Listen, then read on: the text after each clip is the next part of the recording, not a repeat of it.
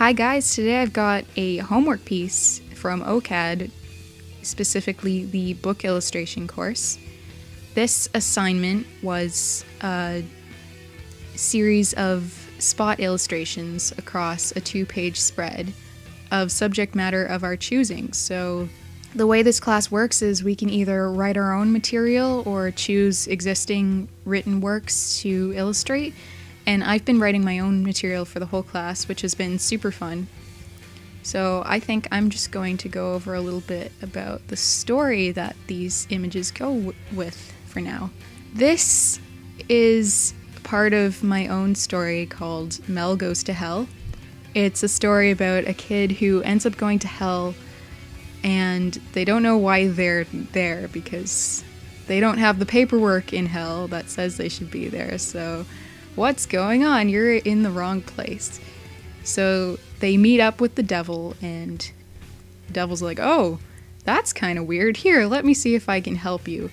And while they're going through hell and trying to figure out where the heck this paperwork is or where Mel is actually supposed to be, they meet all these wacky characters and other weird things happen to them. And yeah, it doesn't really have an ending quite yet. I kind of envision it more of like a cartoon series or something where just it's more episodic than an actual narrative plotline. So we'll see where it goes, but for now, that's where the story is. So this character is Furson, who is a grumpy old man who died a long time ago, and when he got to hell, he sat down in this armchair and did not move for hundreds of years. And he sat down so long that the magic of hell got to him and transformed him into this adorable little rabbit demon character. And he's not exactly happy about that, but it's not that bad, he's decided. So he's gonna keep sitting in his chair and being lazy and doing nothing. I'm thinking he's probably the epitome of the deadly sin of sloth or something like that. But yeah, I thought he'd be a fun character. I just really wanted to design a cute little rabbit creature who had a completely different personality than what you'd expect. Like, he's grumpy, he's old, he's mean, and he does not match his cute appearance at all. I love it. I hope everybody else loves it too. I know I've showed him to some people and I've gotten some good feedback, so that's pretty cool. So what I did for this illustration is I went in with Prismacolor, Copic, and Pro markers, and I colored the characters all with those. And then I put them together later in Photoshop and adjusted some settings and stuff like that. I did this because I'm pretty comfortable with how I color with markers. Like, it's gotten to the point where people have asked me if the marker coloring is digital, and I have to say no, it's marker, and they're usually very surprised.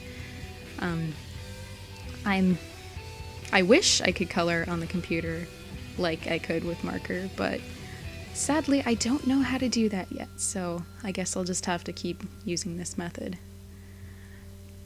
I'd say the hardest part about coloring with marker is just trying to get the exact color you want when, you know, you put something down and it's like, oh, this should be a little more on the purple side, or this should be a little more brighter or something like that, as well as adjusting it on the computer to make it look like what you intended it to.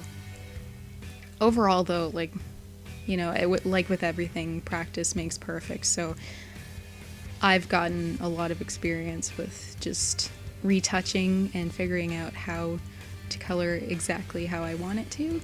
So yeah. Here I'm just lightening up this particular stage of his transformation because I colored it a little too dark and I wanted it to be more of a kind of pinkish gray, not super pink, but just pink enough that you could tell that it wasn't the same shade of gray as the fully transformed rabbit demon. And I had to do the same thing with the other skin tones because scanning in skin tones particularly they just don't work very well. Here I'm actually grabbing some old assets from another homework assignment just to make it consistent. I did the watercolor texture in the background before for that, and I liked it, so. And now I'm just putting in text and figuring out placements and positions. I didn't record this entire process because it took a long time and I had to get a lot of feedback from people to figure out where exactly each thing belonged. Yeah, there was a lot of fine-tuning in this stage, just trying to figure out what was that je ne sais quoi that this piece was missing. And I thought it was shadows, and then I decided it wasn't shadows, and I think I eventually decided it was a purple splattery effect that I don't think I recorded, unfortunately. But yeah, I think that's all I'm going to say for this piece. I'll let you watch the rest of it and enjoy. Bye!